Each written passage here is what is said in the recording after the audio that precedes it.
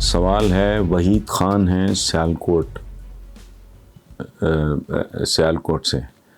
تو انہوں نے لکھا ہے سیالکوٹ شہر، تو ظاہر ہے سیالکوٹ شہر ہی ہے، شہر تو نہیں ہے. اچھا، سوال ہے کہ چودھری برادران نے ضمنی الیکشن میں سیالکوٹ کے حلقہ NA-75 میں اپنا امیدوار کھڑا نہیں کیا بلکہ تحریک انصاف کے امیدوار کی حمایت کا اعلان کیا ہے. اتنے خلوص کے باوجود وزیر اعظم عمران خان ہر کچھ روز کے بعد چودھری صاحبان کو ناراض کیوں کر بیٹھتے ہیں؟ اس حوالے سے کچھ کہیں. دیکھیں بھائی وحید خان صاحب، پہلی بات تو یہ ہے کہ یہ جب بھی چودھری صاحبان کو ناراض کرتے ہیں، میں عمران خان کی بات کر رہا ہوں، تو قصور آنکھیں بند کر کے میں کہہ سکتا ہوں عمران خان کا ہوتا ہوگا یا ان کی سیاسی ضرورتوں کا ہوتا ہوگا. چودھری ناراض ہونے والے لوگ نہیں ہیں، وہ بہت عالی ظرف، آپ اندازہ لگائیں، اقتدار سے باہر جا چکے، ملک سے باہر جا چکے، لیکن چودھری صاحبان نے ہمیشہ بڑا بھرم رکھا پریزیڈنٹ پرویز مشرف صاحب کا. دوسری ایک بات ہے، ان کی جو شجاعت کی ایک کتاب ہے، وہ اگر آپ پڑھ لیں تو آپ حیران رہ جائیں گے کہ کیسی دغا بازیاں، بے وفائیاں، بے اصولیاں یہ شریف خاندان نے، بلکہ ان کے مرحوم جو بزرگ تھے انہوں نے ہر بار غلط بیانی، یوں ہوگا تو منہ کر دیں گے، پھر چھوٹے بیٹے کو لے آئے، یہ ہوا، ہمیشہ ان کی حق تلفی کی. لیکن یہ تب بھی ناراض نہیں ہوئے. یہ بہت زیادہ اکاموڈیٹنگ، بڑے حوصلے والے، بڑے ظرف والے لوگ ہیں. سو ان کو ناراض کرنے کے لیے بہت ہی زیادہ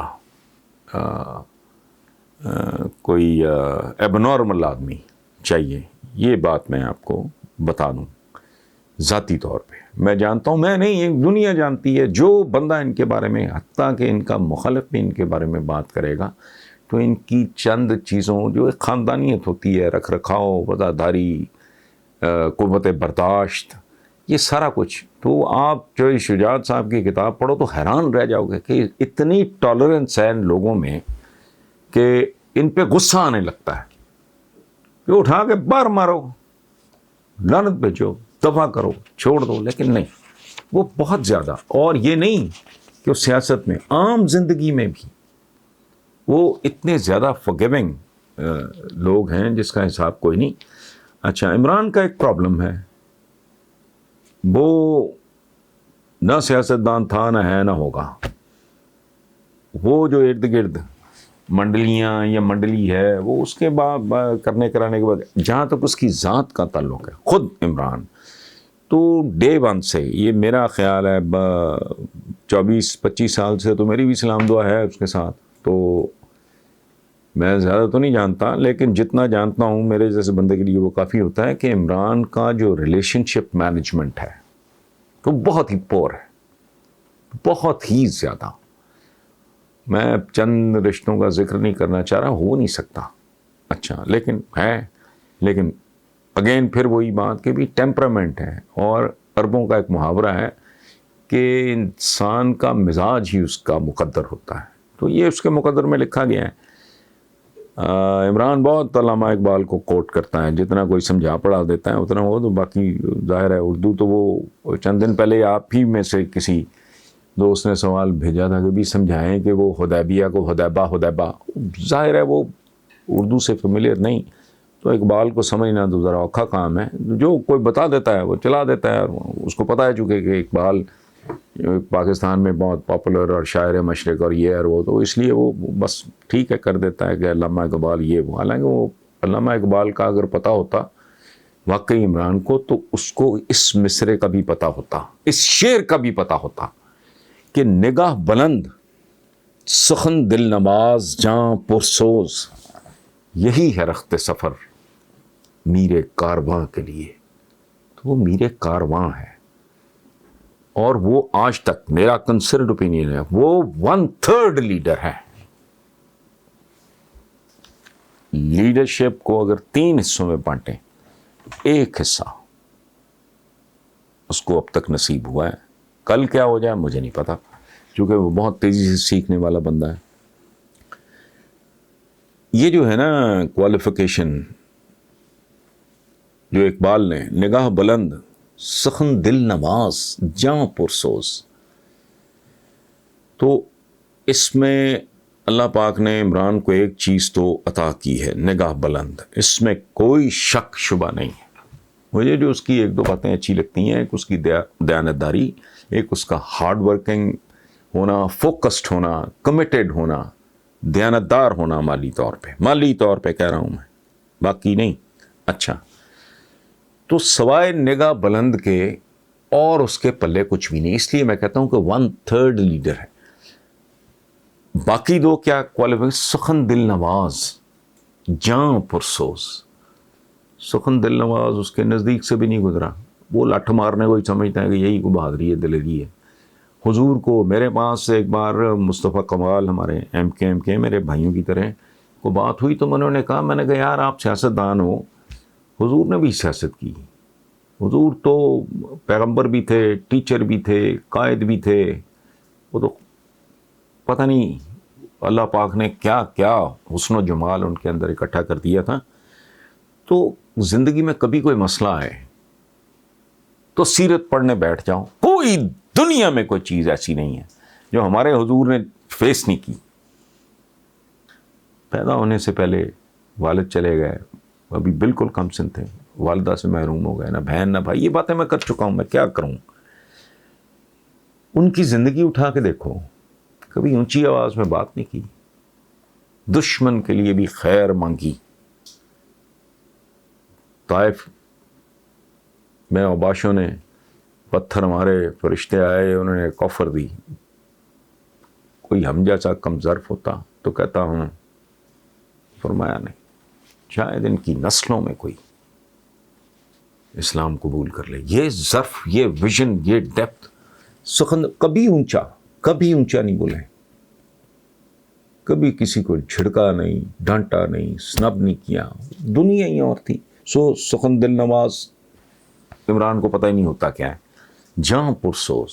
اب سچی بات ہے، میں تو ایک طالب علم سا آدمی ہوں، میں جاں پرسوز کو ایکسپلین کرنے کے قابل نہیں ہوں. جاں پرسوزی جو ہے نا، یہ کوئی اور کہانی ہے، یہ بھی اس کے قریب سے نہیں گزری. چودھریز ورسز یہ رشتہ جب تک نبھے گا، چند اور فیکٹرز کے علاوہ، ان میں صرف چودھریوں کا ظرف ہوگا، ادھر سے تو کبھی کمی نہیں آئے گی.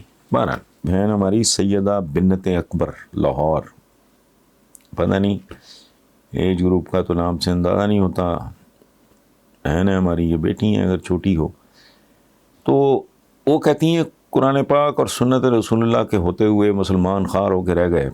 پاکستان کو دیکھ لیں، یہاں قرآن و سنت کی تعلیمات کا پرچار کرنے والے مولوی صاحبان اپنے کرتوتوں کی وجہ سے، اللہ اللہ جو کچھ انہوں نے لکھا ہے، اب کیا کرنا میں نے اس کو بول کے. تو کیا اب ہمارا مستقبل صرف ذلت اور خواری ہے؟ تو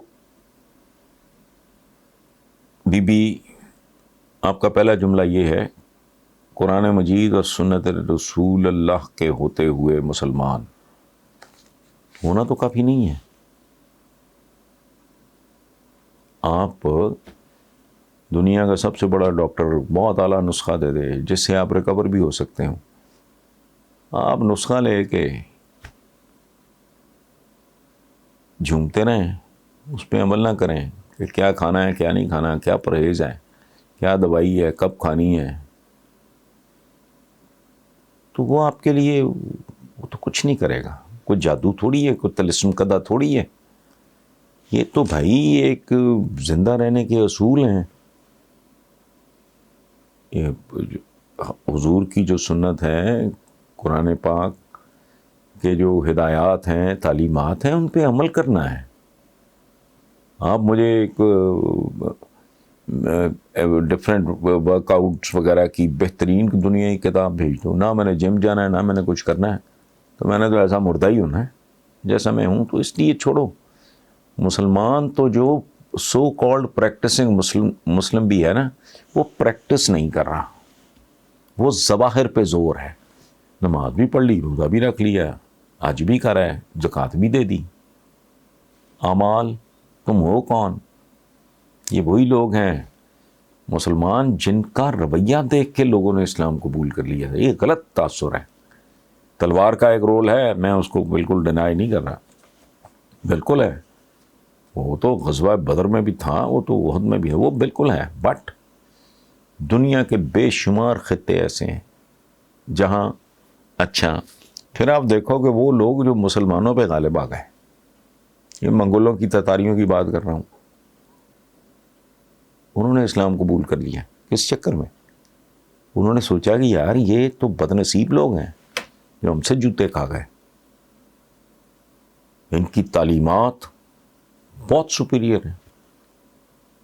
تو وہ جو اقبال کا مصرع ہے کہ کعبے کو جو مل گئے وہ صنم خانے سے جو محافظ, یا کوئی اس طرح کا مصرع مجھے اس وقت یاد نہیں آ رہا, تو وہ کیا ہے؟ یعنی یہ تو نہیں کہ جنہوں نے آپ کو بغداد کا, انہوں نے جسے کہتے ہیں نا دھجیاں اڑا کے رکھ دیں, تیس نیس کر کے رکھ دیا, اولادیں آگے مسلمان ہو گئیں. اب آپ نے اپنے فاتحین کو تو نہیں تلوار کے زور پہ زیر کیا, نہیں, وہ جب انہوں نے فتح کر لیا, انہوں نے کہا یار یہ بیچتے کیا تھے, اتنی دیر تک یہ سپر پاور رہے اور اتنی دیر تک ان کا جاہ و جلال تھا, فتوحات کرتے رہے, بس تھے تو یہ کون امی فارغ سے لوگ تھے. تو جب انہوں نے حضور کے بارے میں پڑھا, سبحان اللہ,